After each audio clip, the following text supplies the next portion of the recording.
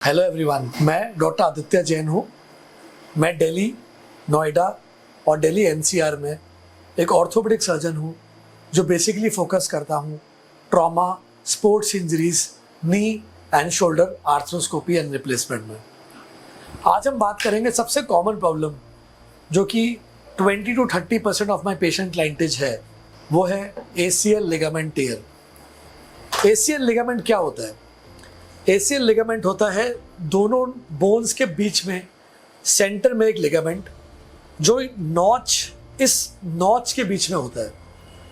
ये नीचे वाली बोन से ऊपर की तरफ जाके पीछे यहाँ चिपकता है। इस लिगामेंट का काम है कि हमारी नीचे वाली बोन, जिसको हम टिबिया बोलते हैं, वो आगे ना आए। अगर वो आगे आएगी तो मेनिस्कस यानी कि दोनों बीच के कुशंस और कार्टिलेज में चेंजेस आएंगे।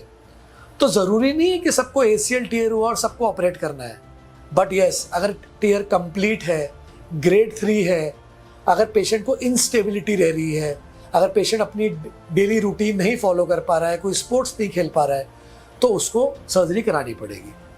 सर्जरी में होता क्या है?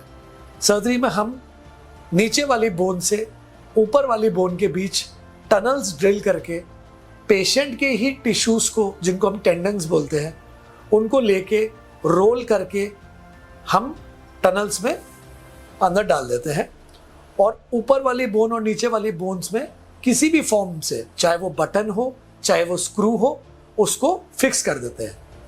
इसके बाद पेशेंट की मूवमेंट्स बेटर हो जाती हैं क्योंकि इंस्टेबिलिटी कम हो जाती है और 3 to 6 months में, depending upon the graft size, कितना मोटा ग्राफ्ट बना, कितनी पेशेंट की अच्छी बोन क्वालिटी है, साथ में मेनिस्कस टियर है कि नहीं, इस बेसिस पे हम उसको वापस स्पोर्ट्स में भेज देते हैं। तो आप इन वीडियोस में देख पाएंगे कि कैसे एक पेशेंट को जब हमने OT टेबल पे लिया और उसके घुटने को हम आगे पीछे करके देख रहे हैं तो घुटना लचक मार रहा है, यानी कि इंस्टेबिलिटी हो रही है। और जैसे ही हमने अब ये लिगामेंट बना दी है आर्थ्रोस्कोपी की होल प्रोसीजर के थ्रू, तो अब पेशेंट का लिगामेंट टाइट हो गया है, नी स्टेबल हो गया है। अब बस इस लिगामेंट को अंदर बोन के साथ स्टेबलाइज होने की ज़रूरत है, जिसके लिए अराउंड 6 weeks to 2 months लगते हैं और फिर धीरे धीरे रिहैबिलिटेशन और एक्सरसाइजेस के बाद पेशेंट अपना स्पोर्ट्स खेल सकता है। थैंक यू दोस्तों।